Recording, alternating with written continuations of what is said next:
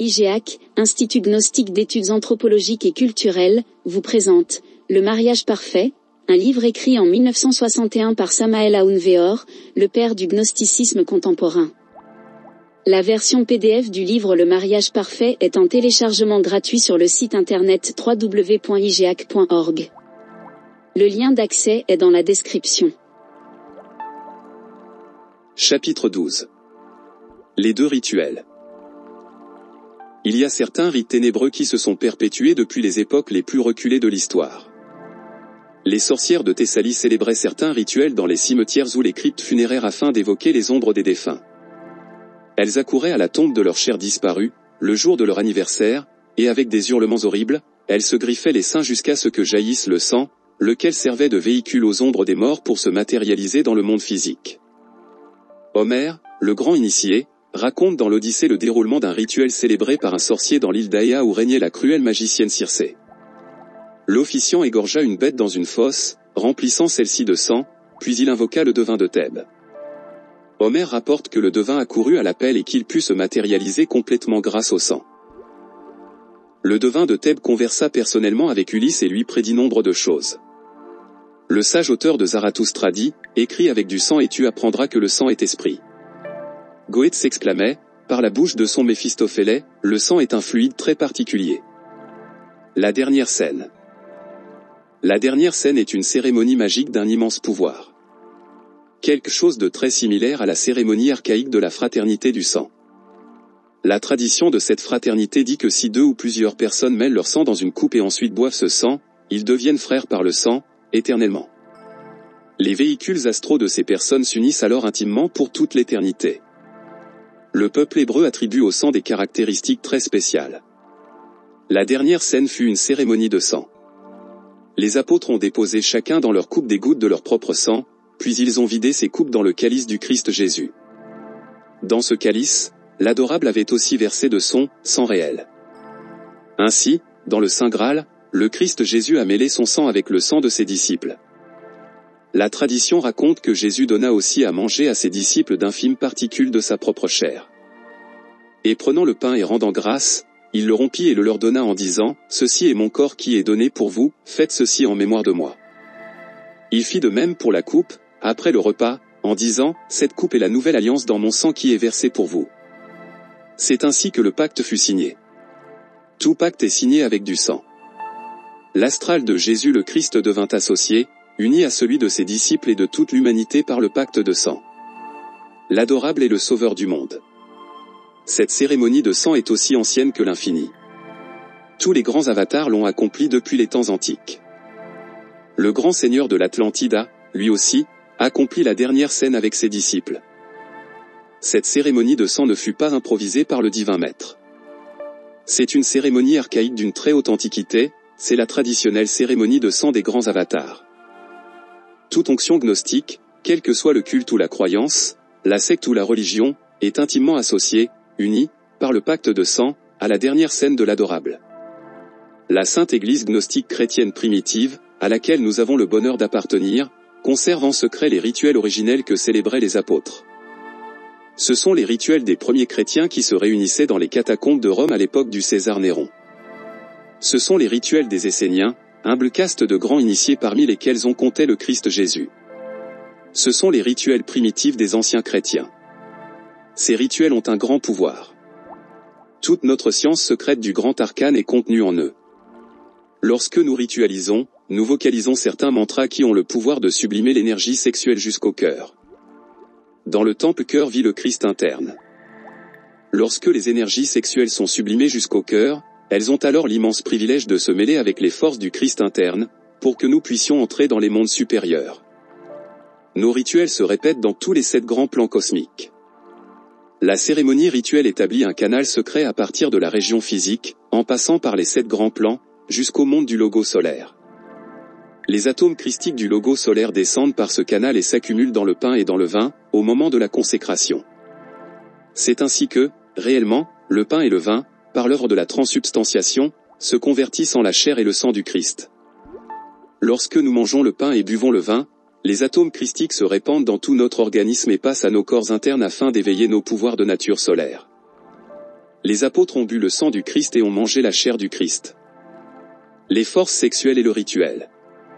Dans le buisson de l'Horeb du docteur George Adoum, mage chef, nous avons trouvé une description de messe noire à l'époque médiévale.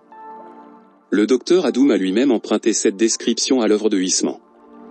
Cette description est tellement intéressante que nous ne pouvons omettre de la communiquer à nos lecteurs. Voyons cela. En règle générale, un prêtre officiait. Il se déshabillait complètement, revêtant ensuite une chasuble ordinaire.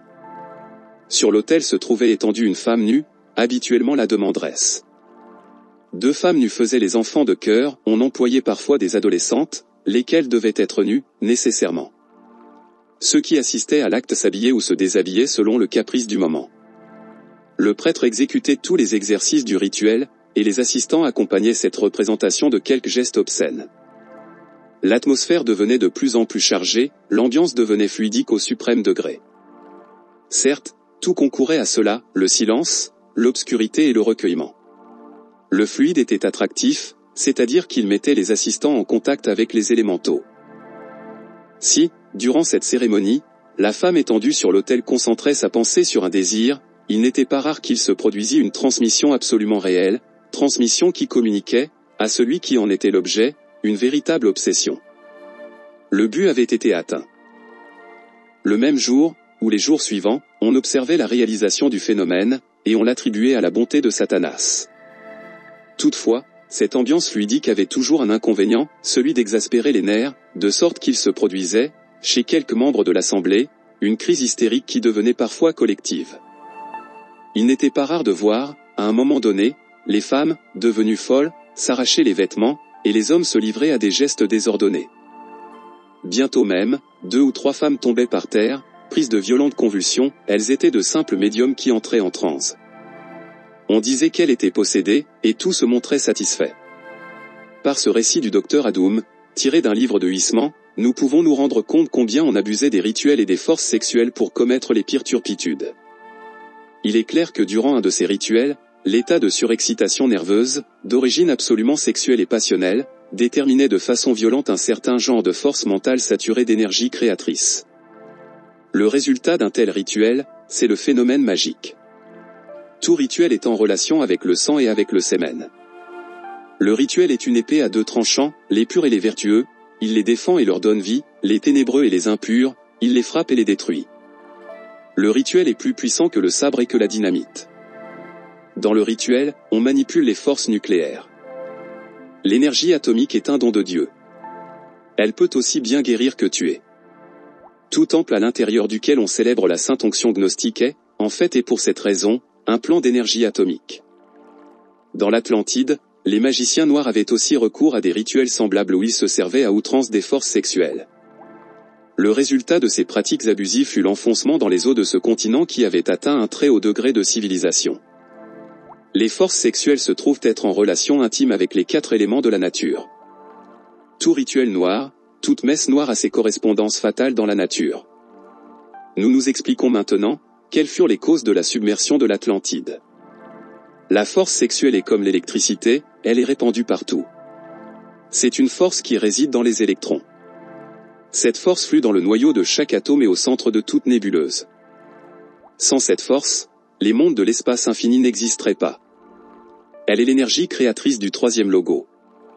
Les magiciens blancs et les magiciens noirs travaillent avec cette force. Les magiciens blancs opèrent des rituels blancs, et les magiciens noirs des rituels noirs. La dernière scène de l'adorable Sauveur du monde s'inscrit dans une tradition archaïque et d'une très grande antiquité, qui se perd dans la nuit des siècles. La messe noire et toutes ces cérémonies noires des ténébreux proviennent d'un passé lunaire extrêmement éloigné. Il a existé, à toutes les époques, 2 rituels, l'un de lumière, l'autre de ténèbres. Le rituel, c'est de la magie pratique. Les magiciens noirs haïssent mortellement la Sainte Eucharistie. Les mages des ténèbres justifient le règne des rituels centrés sur le pain et le vin de toutes sortes de manières. Ils donnent parfois aux évangiles les plus capricieuses interprétations de leur fantaisie, leur propre subconscient les trahit. Ils essaient, d'une certaine façon, d'abolir la dernière scène. Ils détestent la dernière scène de l'adorable. Nos disciples doivent être alertes et vigilants, ils doivent prendre garde aux dangereux individus de cette sorte. Quiconque ait les rituels centrés sur la dernière scène est un magicien noir. Quiconque rejette le pain et le vin de la sainte onction gnostique rejette, en fait, la chair et le sang du Christ. Les gens de cette sorte sont des magiciens noirs. L'Église gnostique. Il existe 4 chemins très importants que tout couple engagé dans le mariage parfait doit connaître. 1. Le chemin du fakir. 2. Le chemin du moine. 3. Le chemin du yogi. 4. Le chemin de l'homme équilibré. Le mouvement gnostique comprend une école et une religion. Le premier chemin, nous le vivons dans la vie pratique en apprenant à vivre correctement. Le deuxième chemin réside dans notre Église, celle-ci a ses sacrements, ses rituels et sa vie communautaire. Le troisième chemin, nous le vivons par le biais de l'occultisme pratique, nous avons nos pratiques ésotériques, nous avons des exercices spéciaux pour le développement des facultés latentes de l'homme. Le quatrième chemin, la voie de l'homme rusé, nous le vivons en mettant en œuvre un équilibre parfait entre toutes nos diverses activités, nous étudions l'alchimie et la kabbale et nous travaillons à la désintégration du moi psychologique. Nous ne sommes pas membres de l'Église catholique romaine.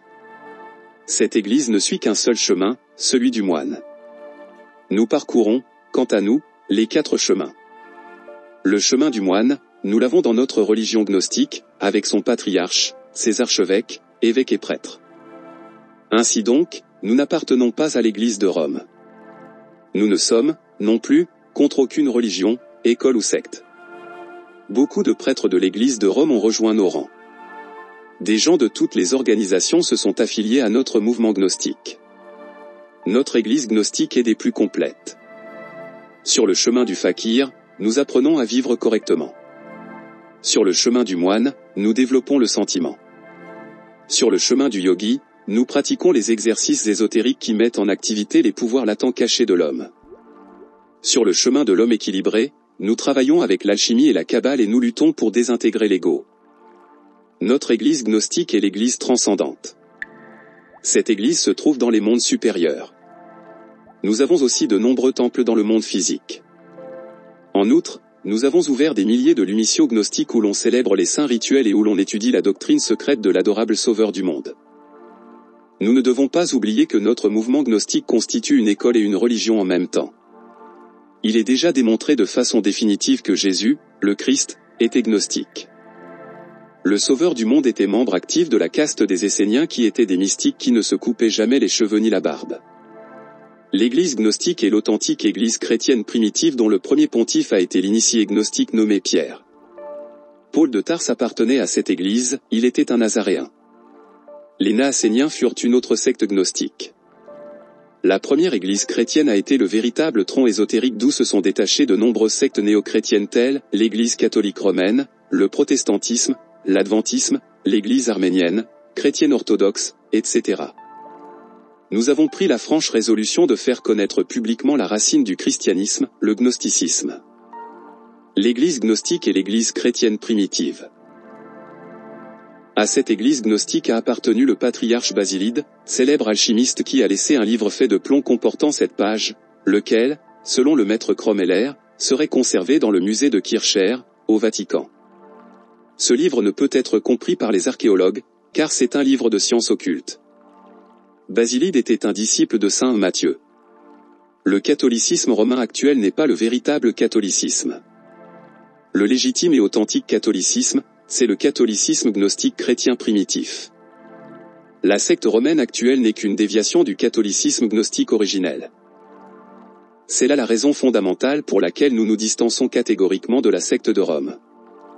À l'Église gnostique catholique chrétienne primitive ont appartenu des saints comme Saturnin d'Antioche, célèbre kabbaliste, Simon le magicien, qui finit par dévier de façon déplorable, Carpocrate, qui fonda plusieurs couvents gnostiques en Espagne, Marcion de Sinope, saint Thomas, Valentin, le grand maître des mystères majeurs nommé saint Augustin, Tertullien, saint Ambroise, Irénée, Hippolyte, Épiphane, Clément d'Alexandrie, Marc, le grand gnostique, qui s'est soucié tout particulièrement d'eux. La sainte onction gnostique et nous a laissé des enseignements extraordinaires sur le cheminement des forces sexuelles à travers les 12 portes zodiacales de l'organisme humain. Furent aussi des gnostiques, Cerdon, Empédocle, Saint Jérôme et beaucoup d'autres saints de l'antique église gnostique chrétienne primitive de laquelle a dévié l'actuelle secte de Rome. Sacrements. Dans notre église gnostique, nous avons 5 sacrements, le baptême, la communion au pain et au vin, le mariage, la confession, qui prend la forme d'une conversation amicale entre maître et disciple, et enfin l'extrême onction.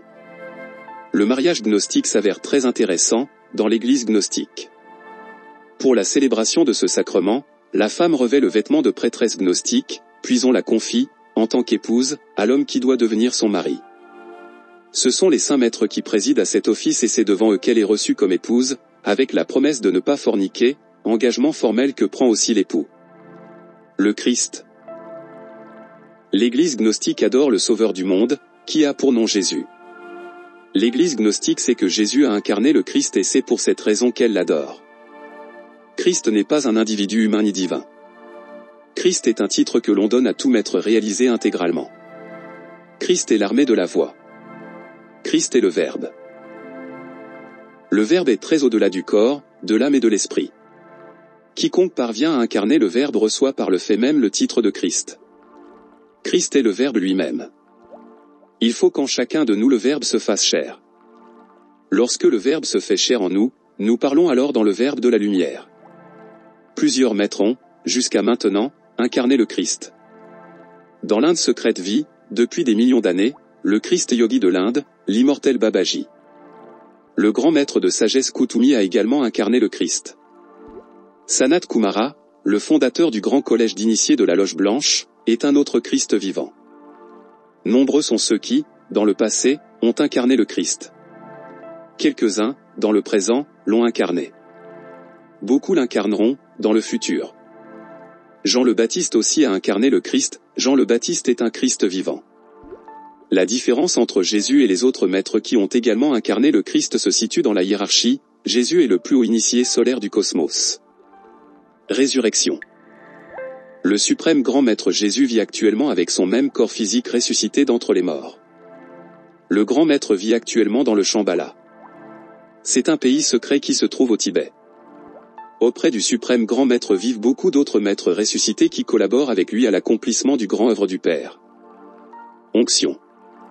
Le sacerdote initié perçoit en état d'extase la substance Christ et, par une opération magique, il transmet sa propre influence au pain et au vin, en éveillant alors la substance christonique qui s'y trouve, afin qu'elle opère des miracles en éveillant les pouvoirs christiques de nos corps internes. Les vêtements sacrés. Dans les grandes cathédrales gnostiques, le prêtre gnostique porte habituellement les 3 vêtements de tout prêtre catholique, la soutane, le surplis et la chasuble. Ces 3 vêtements appartiennent de façon légitime à l'Église catholique chrétienne primitive. On porte aussi le bonnet. Les 3 vêtements superposés représentent le corps, l'âme et l'esprit, les mondes physiques, astral et spirituel. Le bonnet signifie que le prêtre est un homme, lorsqu'il prêche, il se couvre la tête comme pour signifier qu'il n'exprime que des opinions personnelles. Dans les lumisio gnostiques, le prêtre porte seulement une tunique de couleur bleu ciel avec un cordon blanc noué à la ceinture. Il porte aussi des sandales. Les Isis des lumisio gnostiques couvrent leur tête d'un voile blanc. Avant, nous prescrivions aux assistants d'utiliser leur propre tunique, une tunique qui soit semblable à celle que chacun porte intérieurement dans l'intime, selon son degré ésotérique. Puis, nous avons dû interdire cette coutume, à cause des abus de nombreux assistants qui, se croyant eux-mêmes de hauts initiés, portaient de superbes tuniques et s'affublaient de noms sonores. En outre, tout ceci alimentait l'orgueil. Plusieurs, qui se voyaient avec des tuniques appartenant à certains degrés, étaient remplis de vanité et d'orgueil, pendant le rituel, et regardaient avec mépris ceux d'un plus bas degré ésotérique. Nous avons éliminé ces abus en obligeant tous les assistants, hommes et femmes, à porter des tuniques bleues au ciel, identiques à celles de l'officiant, réservant le port des tuniques blanches aux maîtres avérés. L'autel de l'office. L'autel de l'office doit être en pierre. Rappelez-vous que nous travaillons avec la pierre philosophale, la sexualité. L'autel signifie aussi la terre philosophale. Le pied du calice figure la tige de la plante et la coupe sacrée symbolise la fleur elle-même, d'où sort le fruit.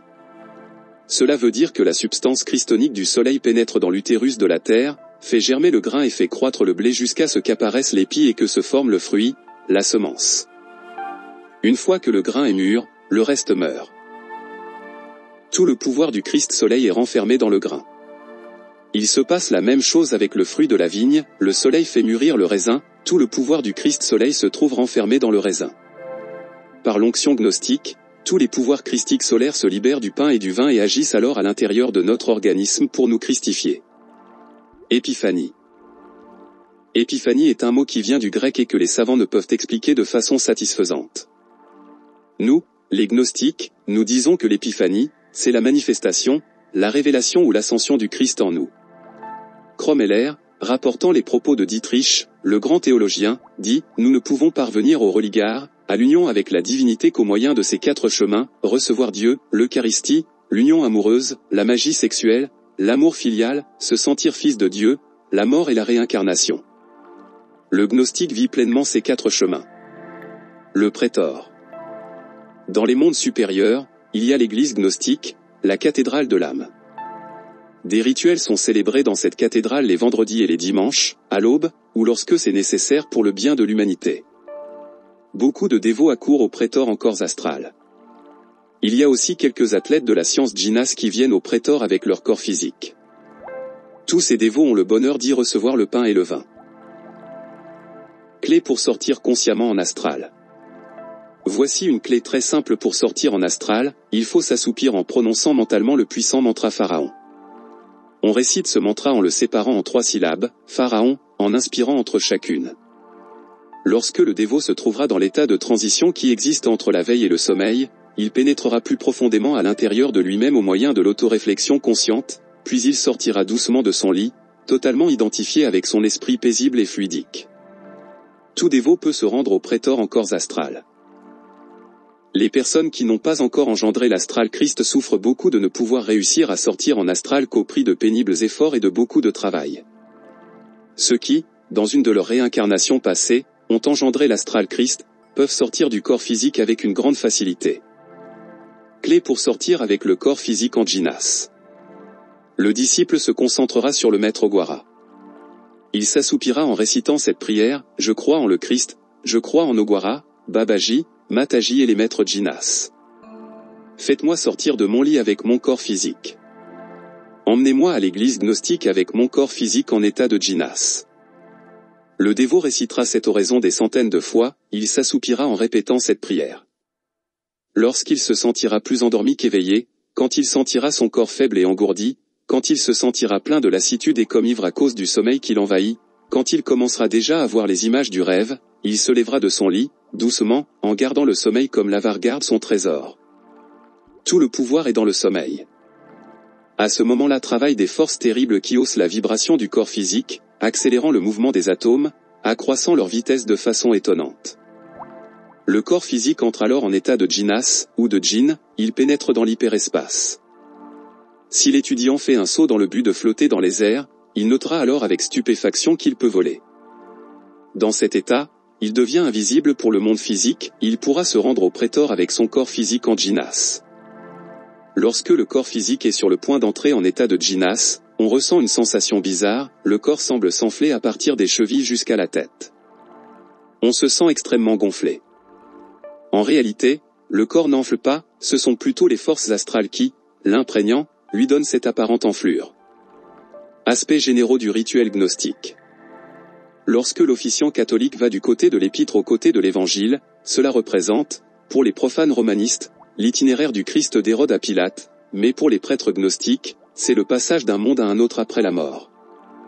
Nous, les gnostiques, utilisons à chaque saison un vêtement cérémoniel différent. Dans l'astral, les anges alternent dans leur travail d'aide à l'humanité, Raphaël travaille au printemps, Uriel en été, Michael en automne, Gabriel en hiver. Tous ces anges accourent au rituel gnostique pour nous accorder leur aide. Le Notre Père. De toutes les prières rituelles, la plus puissante est le « Notre Père ». C'est une oraison magique d'un immense pouvoir.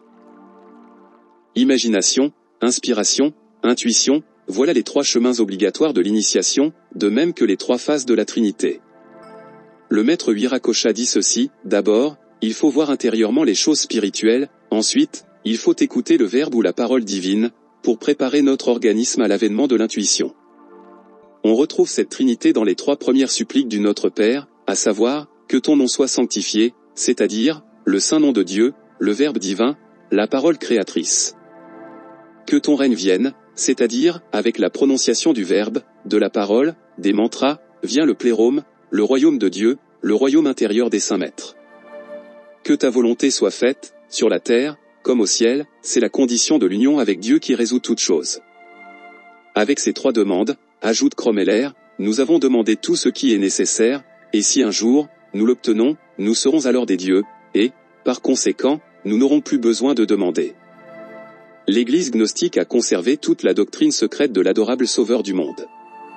L'Église gnostique est la religion de la joie et de la beauté. L'Église gnostique est le tronc virginal d'où sont sortis le romanisme et toutes les autres sectes qui adorent le Christ. L'Église gnostique est la seule et unique Église qui ait conservé en secret la doctrine que le Christ a enseignée de bouche à oreille à ses disciples. Nous ne sommes contre aucune religion. Nous invitons les gens de toutes les saintes religions qui adorent le Seigneur à étudier notre doctrine secrète. Nous ne devons pas oublier qu'il existe des rituels de lumière et de ténèbres. Nous possédons les rituels secrets de l'adorable Sauveur du monde. Nous ne méprisons ni ne sous-estimons aucune religion. Toutes les religions sont des perles extrêmement précieuses enfilées sur le fil d'or de la divinité.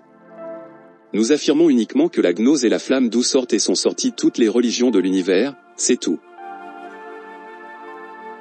Abonnez-vous à la chaîne si ce n'est déjà fait et activez la cloche pour recevoir les notifications. C'est important pour soutenir notre chaîne.